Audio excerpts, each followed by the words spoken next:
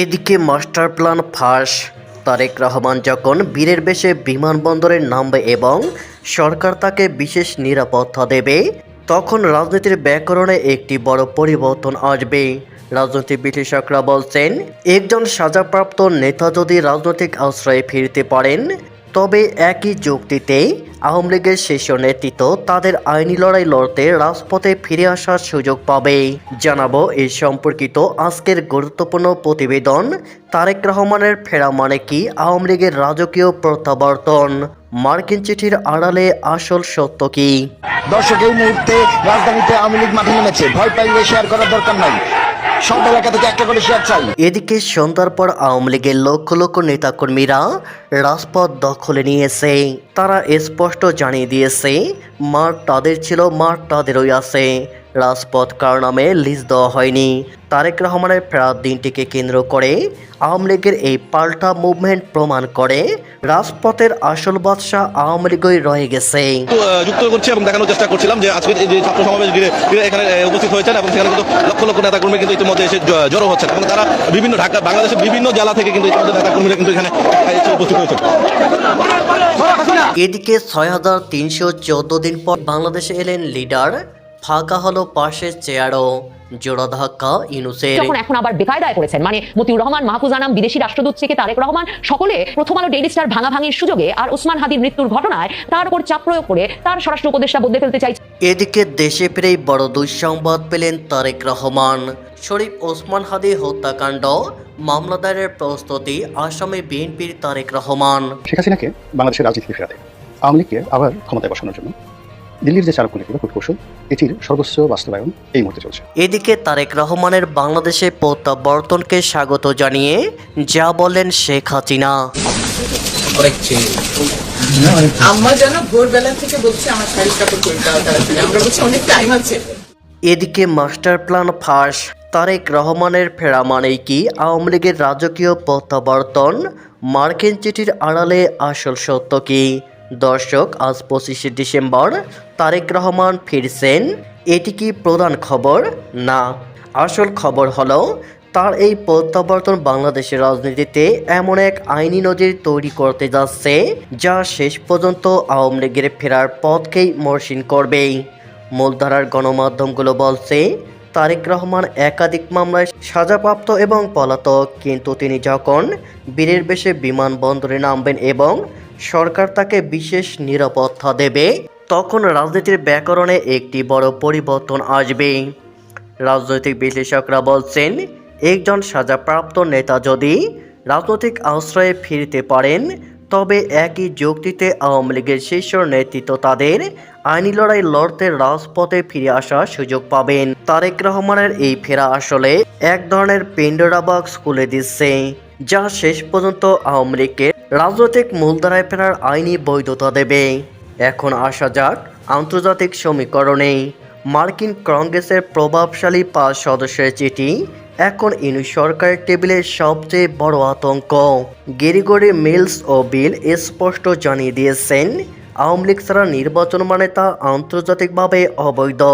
America ও পশ্চিমা শক্তিগুলোর এই world party বা সর্বদলীয় অংশগ্রহণের ফর্মুলা বাস্তবায়নের জন্যই তারেক রহমানকে ফিরিয়ে আনা হচ্ছে। কারণ বিএনপি যখন মাঠে থাকবে, তখন আওয়ামী লীগকেও মাঠে রাখা আন্তর্জাতিক সম্প্রদায়ের কাছে একটি ব্যালেন্স বা ভারসাম্য হিসাবে গণ্য হবে। কূটনীতিকরা মনে করছেন, তারেক রহমানকে দেশে ফিরিয়ে এনে বিএনপিকে সন্তুষ্ট করার পাশাপাশি ইউনিট সরকার আসলে আওয়ামী লীগের ওপর থেকে রাজনৈতিক নিষেধাজ্ঞা শিথিলের দিকেই এগোচ্ছে। মার্কিনীদের এই নির্বাচনী রোডম্যাপ আওয়ামী লীগের প্রত্যাবর্তনের পথকে এক ধরনের নিশ্চিত গ্যারান্টি দিচ্ছে। সবচেয়ে বড় সত্যটি হলো, আওয়ামী লীগের মতো একটি বিশাল সংগঠনকে মাঠের বাইরে রেখে 12ই ফেব্রুয়ারি নির্বাচন কতটুকু গ্রহণযোগ্য হবে তা নিয়ে সরকারের অন্দরে প্রশ্ন উঠেছে। তারেক রহমানের প্রত্যাবর্তনের ফলে দেশের রাজনীতি এখন বর্জন থেকে প্রতিযোগিতার দিকে মোড় নিচ্ছে। আর যেখানেই প্রতিযোগিতা, সেখানেই আওয়ামী লীগের শক্তিশালী অস্তিত্ব অনিবার্য। অর্থাৎ তারেক রহমানের প্রত্যাবর্তন আসলে বাংলাদেশের রাজনীতিতে এক ধরনের গ্র্যান্ড রিসেট বা বড় ধরনের পুনর্গঠন, যেখানে বিএনপি তাদের নেতাকে পাচ্ছে আর বিনিময়ে আওয়ামী লীগ পাচ্ছে তার হারিয়ে যাওয়া রাজনৈতিক স্পেস। এটি কি তবে সেই গোপন রাজনৈতিক সমঝোতা? দর্শক, আপনাদের কি মনে হয় তারেক রহমানের ফেরা কি তবে আওয়ামী লীগের প্রত্যাবর্তন এক সুনিপূর্ণ নকশা? কমেন্টে আপনাদের বুদ্ধিভিত্তিক মতামত অবশ্যই জানিয়ে দেবেন। এদিকে ৬৩১৪ দিন পরে বাংলাদেশে এলেন লিডার, ফাঁকা হলো পাশের চেয়ারও, জোড়া ধাক্কা ইউনূসের। ওসমান হাদির দলের হুঁশিয়ারির পরে প্রথমে খোদাবাগ চৌধুরীর পদত্যাগ, তারপর ১৭ বছর পর বাংলাদেশে প্রত্যাবর্তন লিডার তারেক রহমানের। কয়েক ঘন্টার ব্যবধানে জোড়া ধাক্কা খেলেন ডক্টর মোহাম্মদ ইউনূস। বৃহস্পতিবার স্থানীয় সময় অনুযায়ী সকাল ৯টা ৫৬ সিলেটের ওসমানী আন্তর্জাতিক বিমানবন্দরে অবতরণ করেছে বাংলাদেশের প্রাক্তন প্রধানমন্ত্রী খালেদা জিয়ার ছেলে তথা বিএনপির ভারপ্রাপ্ত চেয়ারম্যান তারেক রহমান। আপাতত যা ঠিক আছে তাতে ঢাকায় অবতরণের পরে তারেককে পূর্বাঞ্চলের জুলাই ৩৬ এক্সপ্রেসওয়েতে গণসংবর্ধনা দেওয়া হবে। সকাল থেকে সেখানে আসতে শুরু করেছেন বহু মানুষ। কেউ স্লোগান দিচ্ছেন লিডার আসছেন, কেউ আবার বলছেন মা মাটি ডাকছে, তারেক রহমান আসছে। অনেকের মুখে শোনা গিয়েছে তারেক রহমান বীরের বেশে আসছে ফিরে বাংলাদেশে, এর মতো স্লোগানও। আবার কেউ কেউ স্লোগান তুলছেন তারেক রহমান আসছেন, বাংলাদেশ হাসছেন। তারেকের প্রত্যাবর্তনে ইউনূসের চাপ। যদিও বাংলাদেশের অন্তর্বর্তীকালীন সরকারের প্রধান উপদেষ্টা ইউনূসের মুখে কতটা হাসি আছে তা নিয়ে দ্বন্দ্ব রয়েছে। বিশেষজ্ঞ মহলের একাংশের মতে বাংলাদেশের সাধারণ নির্বাচন বানচাল করতে চান ইউনূসরা। সেক্ষেত্রে তারা আরও বেশি দিন ক্ষমতা কুক্ষিগত করে রাখতে পারবেন।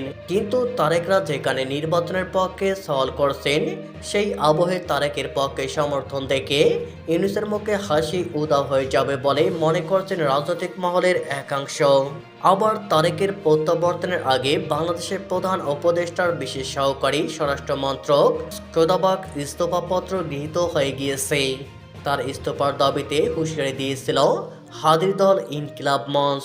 হুঁশিয়ারি দেওয়া হয়েছিল যে হাদির ঘটনার তদন্ত কতদূর এগোচ্ছে তা ২৪ ঘন্টার মধ্যে জনসম্মুখে না জানালে ইস্তফা দিতে হবে প্রধান উপদেষ্টার বিশেষ সহকারী স্বরাষ্ট্র মন্ত্রক খোদাবক্সকে। সেই আবহে বুধবার রাষ্ট্রপতি মোহাম্মদ শাহাবুদ্দিনের কাছে ইস্তফা পাঠিয়ে দেন, যা গ্রহণ করে নেন রাষ্ট্রপতি। তারপর বাংলাদেশের অন্তর্বর্তীকালীন সরকারের তরফে বিবৃতি জারি করে জানিয়ে দেওয়া হয় যে বাংলাদেশের প্রধান উপদেষ্টার বিশেষ সহকারী পদ ছেড়ে দিয়েছেন। তবে কেন এমন সিদ্ধান্ত নিয়েছেন তা জানানো হয়নি। এদিকে দেশে ফিরে বড় দুঃসংবাদ পেলেন তারেক রহমান। শরীফ ওসমান হাদি হত্যাকাণ্ড মামলা দায়েরের প্রস্তুতি, আসামে বিএনপি তারেক রহমান। শরীফ ওসমান হাদি হত্যাকাণ্ড সংক্রান্ত একটি মামলা দায়ের করা হতে যাচ্ছে। বিএনপির ভারপ্রাপ্ত চেয়ারম্যান তারেক রহমান, স্থায়ী কমিটির সদস্য মির্জা আব্বাস সহ দলের একাধিক নেতার নাম আসামি হিসাবে অন্তর্ভুক্ত করার প্রস্তুতি রয়েছে বলে জানা গেছে। আইনশৃঙ্খলা রক্ষাকারী বাহিনীর সংশ্লিষ্ট সূত্রগুলো জানায়, হত্যাকাণ্ডের ঘটনাটি নিয়ে দীর্ঘদিন ধরে তথ্য উপাত্ত সংগ্রহ ও প্রাথমিক তদন্ত চলছিল। তদন্তে প্রাপ্ত কিছু তথ্য ও সাক্ষ্যের ভিত্তিতে মামলার খসড়া প্রস্তুত করা হয়েছে বলে সংশ্লিষ্টরা দাবি করেছেন। তবে মামলাটি দায়েরের পরই আসামিদের ভূমিকা ও সংশ্লিষ্টতা নিয়ে আনুষ্ঠানিক তদন্ত শুরু হবে। এদিকে বিষয়টি রাজনৈতিক অঙ্গনে নতুন করে আলোড়ন সৃষ্টি করেছে। বিএনপির পক্ষ থেকে এখনো আনুষ্ঠানিক কোনো প্রতিক্রিয়া জানানো হয়নি। দলীয় সূত্রে জানা গেছে, মামলা দায়ের হলে তারা আইনি প্রক্রিয়ার মাধ্যমে বিষয়টি মোকাবেলা করবে এবং অভিযোগের সত্যতা নিয়ে অবস্থান স্পষ্ট করবে। অপরদিকে আইন বিশেষজ্ঞরা বলছেন, মামলা দায়ের হওয়া মানে অভিযোগ প্রমাণিত হওয়া নয়। তদন্ত ও বিচারিক প্রক্রিয়ার মাধ্যমে অভিযোগের সত্যতা নির্ধারিত হবে। তারা এক্ষেত্রেও স্বচ্ছ তদন্ত ও আইনের শাসন নিশ্চিত করার উপর গুরুত্ব আরোপ করেন। এদিকে তারেক রহমানের বাংলাদেশে প্রত্যাবর্তনকে স্বাগত জানিয়ে যা বলেন শেখ হাসিনা। শেখ হাসিনা বললেন, জনাব তারেক রহমান সাহেব, ঢাকায় আপনাকে স্বাগতম। একদিন সময় পেলে মেট্রো রেলে চড়বেন, এলিভেটেড এক্সপ্রেসওয়ে দিয়ে ঢাকার বিকেল উপভোগ করবেন। আর যদি আরও একটু সময় থাকে তাহলে সন্ধ্যার চায়ের চুমুকটা যেন পূর্বাঞ্চল 300 ফিটের আশপাশে হয়। বিমানবন্দরের তৃতীয় টার্মিনাল, কমলাপুর স্টেশনের নতুন প্ল্যাটফর্ম, মাওয়া জাজিরা এক্সপ্রেসওয়ে হয়ে একদিন পদ্মার পাড়ে দাওয়াত রইল। শুক্রবারের জুম্মার নামাজ ফ্যাসিস্টের করা কোনো মডেল মসজিদে আদায় করার আহ্বান জানাচ্ছি। কর্ণফুলী টানেল, কক্সবাজার আন্তর্জাতিক বিমানবন্দর, নির্বাচনের পরে সময় পাইলে সফর করিয়েন।